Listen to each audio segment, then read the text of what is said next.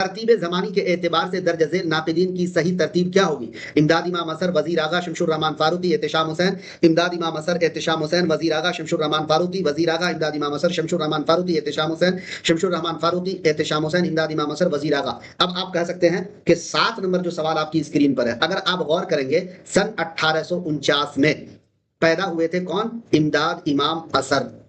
सन 1912 में पैदा हुए थे एहतिशाम हुसैन। कौन? अगर इस सवाल का भी मैं डेट ऑफ बर्थ आप लोगों से पूछ लूं कि किनकी क्या पैदाइश है, तो आप कहिएगा सर आप होमवर्क करके नहीं आए क्या? तो दोस्तों वजीर आगा जो है इनकी पैदाइश हुई थी सन 1922 में, और सन 1935 में पैदाइश हुई थी शमशुर रहमान फारूकी की। किनकी? शमशुर रहमान फारूकी की।